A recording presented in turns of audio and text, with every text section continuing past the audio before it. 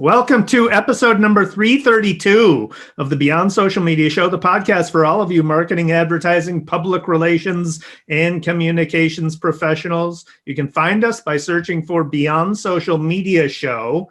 We are recording live on Facebook on November 21, 2020. A lot of things to talk about this week, including augmented iPhone, echo frames, fleets, mask up, facial distracting, Apple's podcast player, LinkedIn Voices, holiday branded merch, turkey pillows, fake people, and stick around for some stats on holiday sales this year. But we kick it off with the best story of the week. And BL, you have that honor. What do you got, BL? Well, I think that this is something that is pretty spectacular.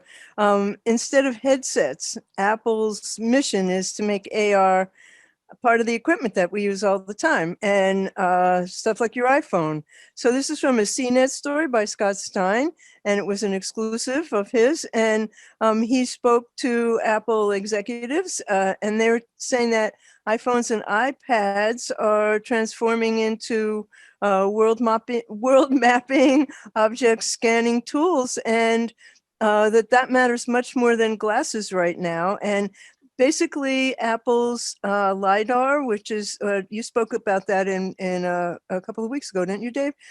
Which is their depth sensing LiDAR sensor on the latest iPhones and iPads, has advanced 3D scanning, and they think it's going to be the AR of the future. So Apple thinks the killer app of AR is discoverability, and there's a huge opportunity for accessibility also.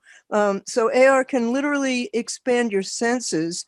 For example, in the audio realm, Apple already uses AirPods as hearing aids, and Facebook's exploring spatial audio for assistive hearing, and the same could be done for assisting sight. So when you combine Apple's LiDAR-based 3D scanning and their increasingly more capable AR tools for realistic visuals, the AirPod Pro introductions has introduced spatial audio, and that can make things that you're listening to sound like they're moving in a 3D space. And it's not hard to imagine that that's the future of Apple's AR headset. So Apple said they're already, this is really amazing, there's already 10,000 AR-enabled iOS apps from 7,000 developers, and many of them are focused on shopping or home improvement, and we're already using them. And so practicality is what is most of Apple's intent at the moment. And what their head of AR, Mike Rockwell, says, and a few years from now, it'll be one of those things where you kind of can't remember living without it, like the internet. He said, you're going to feel like I'm using this on a regular basis, and it's just going to be integrated into our lives. And, we talk about this all the time. You shouldn't need to, the internet should just happen, all of this stuff should just happen. And that's what's been missing up until now. So this is really an exciting development. It is, I mean, there have been slow, steady advances in AR, and as we've discussed before, we have figured that AR was going to lead the way, that VR is going to follow, but yeah, this is exciting stuff. So we'll see how it pans out. Got to have an iPhone 12 apparently to use it optimally. Yeah, I'm not gonna be a first adopter or a recent adopter. It's just the price point on phones is too ridiculous these days. So that's for sure. I'll wait till mine dies. I'm sure it will die soon enough. I'm happy with my 10. Yeah. This is from Nathan Ingram at Engadget, who reports that Amazon's, I guess you would call them smart glasses, are available to the public now. The Echo frames is what they're called. They have built-in microphones, so you can voice activate them and summon she who shall not be named. So she shall not be activated. Yeah, so she shall not be, exactly. Yep. So you can summon echo, and you can automatically adjust the volume based on how loud your surroundings are. So there's some new technology that's built in. It has auto off features. An auto off feature that when you put your frames upside down for 3 seconds, they'll power down. So you're gonna, it's an energy saving device basically there. There's VIP filters that will, so that only alerts that you want to hear you'll get notified from specific apps and contacts, so you're not bombarded with notifications on your frames.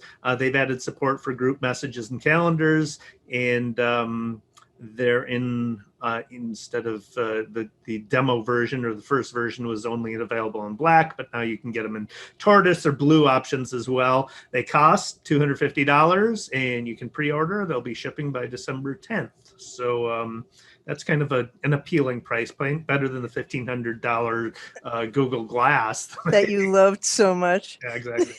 Hopefully these come with a carrying case, right? Yeah. A hard case. So Twitter made 2 announcements this week.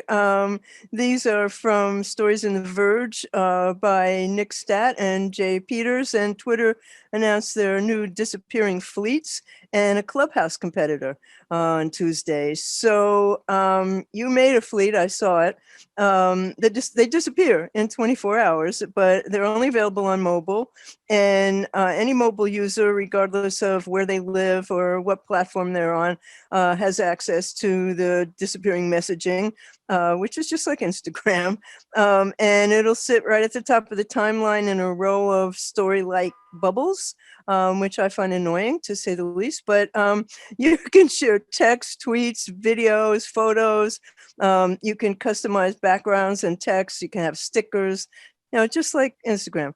And live broadcasting will be available soon. The content's only available for 24 hours, but they are prominently displayed. And you played some nice music on yours, I saw. You can respond to other people's fleets by tapping on them and sending a direct message or an emoji to the creator. And that will start a DM conversation, kind of like the story reply process works on Instagram. Twitter says it's also introducing stickers at some point in the future. And you can't like or retweet a fleet, but you can. There are ways that you can actually do that. I mean, you can copy them and retweet them. People will do that. Later this year, Twitter also plans to take on Clubhouse, the invite-only social platform where users congregate in voice chat rooms, and that's an invitation-only thing. But for Twitter, it's going to be spaces for voice-based conversations right on Twitter, and it's going to give access at the beginning to some of the people who are most affected by abuse and harassment on Twitter, and that's women and people from marginalized backgrounds, and that should be later this year. Now, I also read about another Clubhouse wannabe, and there's some issues that are going on Clubhouse that have to do with moderation and hate. And it seems like anytime you get thousands of people together, these issues are going to crop up. But maybe Twitter will have a way to handle it better. I don't know. Yeah, probably not. I mean, given their history, given their history, right. Yeah, way they're handling it now. Yeah. Yeah, I don't know how I feel about fleets. I mean, everybody's got stories now, so they have to have stories, right? So stories are I will play around with it more, because that content is likely to get boosted more just because it's new and that's what you do. And Twitter does right? that. Yeah. So we'll see, but play more music. That was beautiful. Yeah, okay, I can do that. So this is a PSA that was released by the governors of a bunch of Midwestern-ish states. So Governor Gretchen Whitmer of Michigan, Andy Beshear of Kentucky, Tony Evers of Wisconsin, J.B. Pritzker of Illinois, Mike DeWine of Ohio, Eric Holcomb of Indiana, and Tim Walz of Minnesota got together and released a PSA of basically how to protect your loved ones, frontline workers, small businesses from COVID-19 that's spiking in the Midwest especially, but all over the country now. And it's what we've heard all along. Wear your mask, physical distancing, wash hands regularly, get your flu shot, limit Thanksgiving celebrations to your immediate household.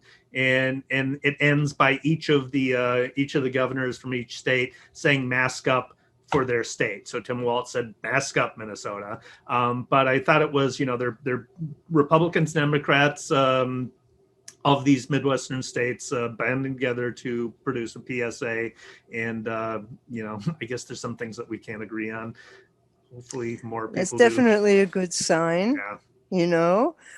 So I have a story that is basically in the worst news section of tonight, but this is from Ray Kurzweil's digest, which is always fascinating, I have to say. And it's a summary of engineering researchers at the University of Toronto have used an AI software program that it's for your privacy, and it disables automatic facial recognition systems. Each time you upload a photo or a video to a social media platform, the automated digital facial recognition systems learn a little more about you. And these algorithms ingest data about who you are, your location, the people you know, and they're constantly getting better. So because of concerns over privacy and data security on social networks, the University of Toronto engineering researchers, Parham Arby and a graduate student named Abhishek Bose, created this software algorithm to dynamically disrupt facial recognition systems. So facial recognition is commonly used on smartphones. You can open your phone with your face in robotics, and its accuracy as a biometric tech is actually lower than than iris recognition or vein pattern recognition or voice print plus fingerprint recognition, but it's widespread.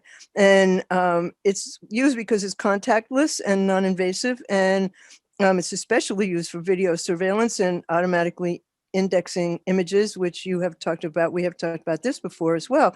So the solution leverages a deep learning technique that's called adversarial training, and it puts two AI algorithms against each other. And deep learning is a math technique that uses a complex set of data and it's trained to find solutions to problems, and it uses this data to process information. So with their deep learning algorithms, they can process in seconds what takes human analysts weeks, months, or even years. So you can get the nitty gritty about how this works in the article, but unfortunately, bad news is gaining, and I'll explain that when we get to the bad news section. Well, this is not working. It's not opening my phone. What's wrong? Mine does. Mine works. Mine opens right up. Did you ever see the movie Scanners? No. Or Into a Scanner Darkly? I think that's what was the name of it. I didn't. Okay. Well, it's a sci-fi movie based on a Philip K. Dick story. And one of the parts of the part of the plot is there's these undercover drug agents who wear whole body suits that scramble faces. So the facial expression, it's just a constantly evolving facial dynamic. And that's kind of made me think of that. Yeah, well, it's kind of similar. Yeah. So anyway. But you don't need the whole big suit. You don't. Just some software. So this is from 9 to 5 Max. Chance Miller writes about Apple. Apple Podcasts. It has introduced the ability to embed web players for podcasts. So you can now, if you go to a podcast on Apple Podcasts, you can now get code that will allow you to create an embeddable player for your show. You can adjust the height and width of the player. It features the show's logo along with a playlist of the 6 most recent episodes. You can also create an embeddable player for individual episodes as well. So I suspect Google podcast will be quick on the draw and get that out as well. Of course they will. The competition's strong. So this week, LinkedIn published their top 20 voices, and it's a summary. So 6th annual top voices list, and it's a look at creators who drive daily professional conversation. I'm surprised you're not in there because you're pretty active. So this is from Daniel Roth, and these in post after post and video after video, the honorees were asked are the ones who ask the questions and elevate the topics that are essential in each of their industries. And it's broken down by categories. It includes technology, sports, finance, frontline healthcare, and job search and recruitment. No flim-flam here. And in each person's description, it tells you what they do and what they write about. And it also lets you follow them from within the article. And one of the things I loved about it is that the list of influencers are not bikini wearing, product hawking Instagrammers or TikTok stars. Instead, they're the heads of global governments like France, Canada, Germany, not the US, of course, important global organizations like the International Monetary Fund and the World Health Organization. So you really aren't going to see any bikinis on LinkedIn influencers. Thankfully. Awesome. Yeah, I'll check that out. That's very cool. It is the holidays are right around the corner, and so brands are getting in the act, and some in a big way. This is from Fast Company's Jeff Beer, who reports on Frito-Lay. The food company has built a holiday shop where you can buy junk food branded merchandise, which everybody wants. Which everybody wants. Well, of course, apparently yeah. they do, though. Well, I mean, we've been wearing brands forever. I remember, in college, I had a Coke t-shirt, just a red shirt with Coke on it. I went to Italy and everybody was all about Coke there, so everybody was giving me the thumbs up. Weird. But anyway, so this Frito-Lay's brands include Cheetos, Doritos, Lay's, Tostitos. So there's all these branded socks that you can buy at their holiday shop. You can buy socks, you can buy scarves, you can buy beanies. There's ugly sweaters, of course, and even hooded onesies. The prices range from $10.29 oddly for socks to up to $78.79 for a hooded onesie. So have at it, I guess. There's a commercial by starring Anna Kendrick, who stars in the commercial and sings. She is a singer. She sings a brand adapted version of My Favorite Things. Yes, I heard that. Seeing the family in gingerbread houses, eating Dorito on big comfy couches. These are a few of my favorite things. It's wonderful, actually. So we'll embed that in the show notes. And then Pepsi is getting in on the action as well. CNN's Alan Kim reports on Pepsi unveiling a limited edition apple pie flavored cola. So you can, not everyone can get it. It has hints of cinnamon and apple, but the Sugar Water Company will be giving away 2-liter bottles of Pepsi apple pie to 1,500 winners of its hashtag Pepsi Apple Pie Challenge sweepstakes. So, BL, you may not be entering, but I might. You can enter by submitting a photo or a video of your baking fail using the hashtag Pepsi Apple Pie Challenge. Me. Well, yeah, there you go.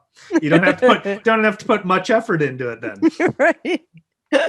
So I have a worst story on that score, and that is somehow I missed, and I regret having missed this, but I somehow missed Hormel's bacon-scented face masks, which sold out on their website. Oh, no, they were giving them away, and they ran out of them.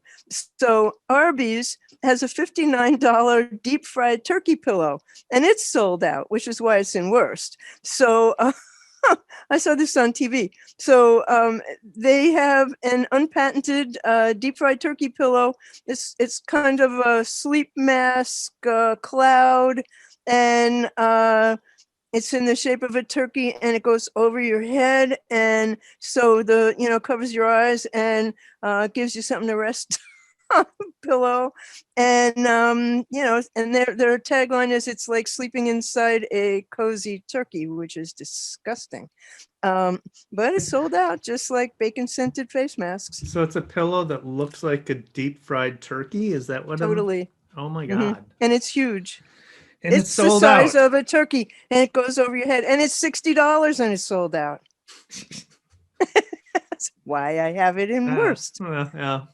Do you have any more good news? I don't have good nor bad, so Oh, okay. Well, floor is this is yours. okay. Well, this is a really, you have to see this article because it's one of the New York Times incredibly done graphic presentations. And it's about how fake people abound online. There are armies of them. And there are now businesses that sell fake people, and they look just like the people we see every day on Facebook and Twitter, but they're created by AI. So this article was done by Kashmir Hill and Jeremy White, and these people look like the people you see all the time, but they're designed to deceive you. And the Times created their own AI system so that they could understand how easy it is to generate fake people, and the results are absolutely stunning. You can manipulate the faces in their story to change their age, their ethnicity, their eye color, their expression, their mood, their gender, their perspective, and lots more. And on the website Generated Photos, for example, you can buy a unique, quote, worry-free fake person for $2.99. Or 1,000 for $1,000. And if you just need a couple of fake people for characters in a video game, or to make your company website look more diverse, you can get their photos for free on thispersondoesnotexist.com. So you can adjust their likenesses as you need them. You can make them young or old, or change their ethnicity. If you want the fake person to be animated, there's a company called Rosebud AI that can do that. And they can also make them talk. So these simulated people are starting to show up all over the internet, and they're used as masks by real people with nefarious intent. Spies who don't want who want an attractive face to infiltrate the intelligence community, right-wing propagandists who hide behind fake profiles, photo and all, online harassers who troll their targets with friendly-looking faces. Advances in facial fakery have been made possible in part because the technology is so much better at identifying key facial features, and you can use your face to unlock your smartphone, or tell your photo software to look through your photo for all your selfies, or pictures of your child. So as we've discussed, facial recognition programs are used by law enforcement to identify and arrest suspects, and also by some activists to reveal the names of policemen who hide their badges. And so there's a high price to pay for all this convenience, because it's now possible to process the world in new ways. So, but the tech is not perfect. It's not good at identifying people of color, but then again, regular cameras have problems with skin color too. But there are ways to spot some of the mistakes. If you look closely, earrings might not match. They might have two different levels of the earring, or they might have two different earrings because they might have combined two things. Eyes might not be the same distance from the center of the photo. Sometimes the end pieces on glasses are not the same on both sides, or the ears might not match. They might have, different person's ears. Sometimes abstract or blurry backgrounds might be a clue, but in portrait mode, that's what you have, and it makes the picture look good. So it's not easy, and you have to look really closely. But what you really have to look at is the way that this is presented in the Times article, because it's quite extraordinary. So the other bad thing that happened this week is my Instagram was hacked. And some jerk impersonated my Instagram account by using my photos, just a couple of them, and adding an extra N to my handle, which is NYC Tap Dancer. So they put two N's in dancer. And all of a sudden, two of my friends are saying, "Did you send me a personal message about some weird thing?" And I'm like, "No, I haven't been on Instagram today." And I DM'd the person and told him or her to fuck off and spam the account, and then reported it to Instagram, as did my friends, as impersonators. And to their credit, Instagram responded almost instantly and took the account down because it violated their privacy policies. So I have two-factor ID on my account, but what they did was they just copied the photos and you know texted my followers, which is really horrible. But I do have smiles. Just on the AI thing, I mean, it's horrible that your account was hacked, but it's nice that Instagram Took it responded so down quickly. like that. Yeah. I mean, we've talked about the this person does not exist website, which is another example of demonstrating how AI can create very realistic looking faces on the fly. But one of the things that I noticed from that is one of the giveaways is it has very difficult time creating realistic necks. So Oh, that's you interesting. look on the neck, it's often kind of deformed or there's a blurring between the neckline and the chin and stuff, and it's kind of the outlines too appear. Looking at just the outline of a face is often will give you clues of Oh, not in the examples in the Times at all. No, these are so much better. It's quite remarkable, but that site is free. The ones that sell them are a little bit better. So do you have smiles, Dave? I don't, but you do. Yeah, well, this is a hat tip to Toby Bloomberg, my friend. And so this is a way of turning the tables on haters. This is about Amanda Retke, who's a food blogger who has a blog called I Am Baker. And she has 378,000 followers on Instagram. And she's gone viral because she has addressed her followers, her readers, mean comments that they make in the comments. So she created a character named Shirley, and Shirley's a polite, fast-talking customer service representative from Minnesota, and she works for the fictional "Your Content is Terrible" hotline. And she went online and she looked for a Karen wig, and she bought the first one she found. So she wears this funny wig, and she responds to dissatisfied calls about email subscriptions, grammar, even the election and COVID-19. So her shtick is that she's very upbeat and charming, and she has increasingly ridiculous complaints. She takes the side of the caller and promises to file complaints on their behalf. But you only see her end of the conversation, but it's very clear what she's talking about. So each video begins with Shirley giving a sing-song, "Thank you for calling the Your Content is Terrible hotline. How can I help you?" And it ends with her promising to file a report on the caller's behalf. And they only hear her, but it's not hard to guess what they're talking about. And her responses are long and they're funny. And she said in the article I read about her, she said, every day I wake up and I think, well, there's just going to be no more of this, but people want it. So it's gone viral. So she's doing this. Really, they're very funny. Toby said that they reminded her of when I had my business called Rent a Crutch, where I complained for people. Yeah. So, any more? No, that's the only smile I got. All right. So cool stuff. I've got an Adobe Illustrator alternative.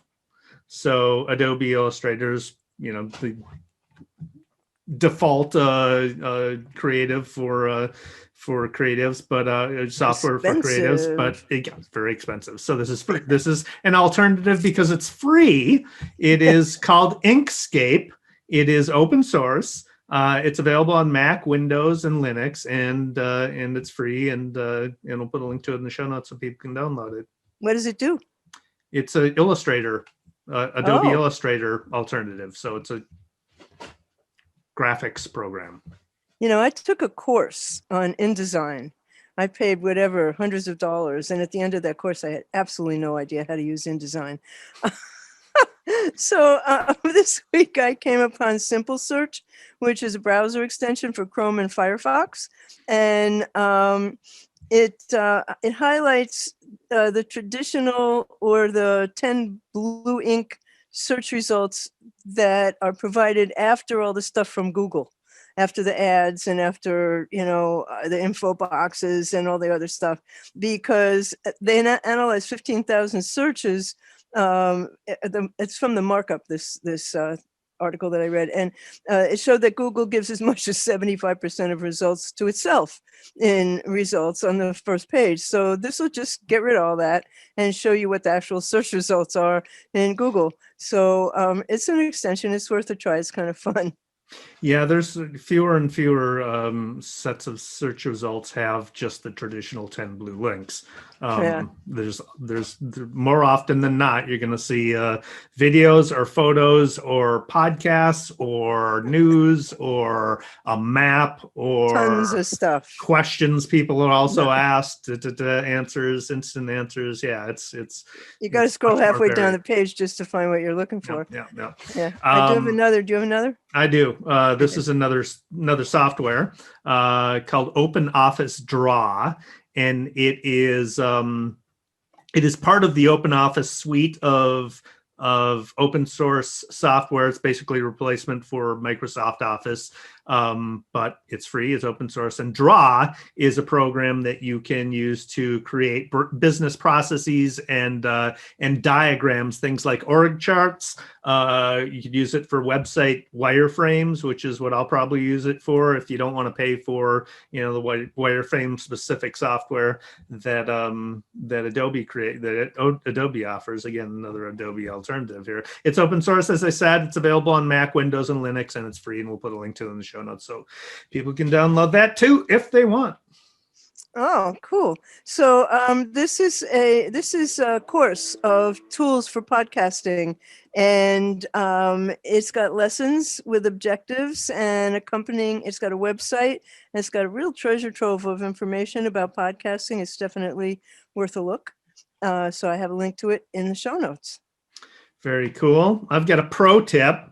This is from vidIQ. I got an email from vidIQ, and it was just asking. It asked me how likely I would be to recommend vidIQ to a friend or a colleague. That's the standard question for Net Promoter Score that is asked, and then it gives you a scale of 1 to 10 to click on that email. how likely you zapped it. Yeah. I wanted to see what they're up to, so I did it. I'm a fan, so I clicked on 10. It brings you to a confirmation page, says thanks. Can you tell us if there are any updates to the product that can improve your experience? And then it has a form that you can add your thoughts. I didn't do that, but I got a follow-up email then thanking me for rating and asking if I'd like to join their affiliate program. So, I mean, it's a good example of, it's a good tactic, one, to identify your fans, two, uncover issues that maybe you weren't aware of, and then in this instance, promote in more brand advocacy. So I got some screenshots and actually a video of it. We'll include in the show notes. Cool. Yeah. That's cool. So that brings us to weekly numbers. Weekly numbers, yes. Holiday season, as we say, is around the corner. This is from Marketing Land's Greg Sterling, and who reports on Adobe data. Adobe is forecasting that e-commerce spending is poised to exceed $189 billion this year. That's a 33% increase year over year. They expect that the Thanksgiving week will see big gains over last year, especially Black Friday and Cyber Monday. And given that we're in a nationwide pandemic catastrophic spike in cases, there's going to be probably much more than this, but they give a breakdown of sales that they're forecasting for 2020. So for Thanksgiving, spending is expected to reach $6 billion. On Black Friday, that's expected to reach 10.3 billion. The following Saturday, 5.1 billion. The following Sunday, 5.3 billion.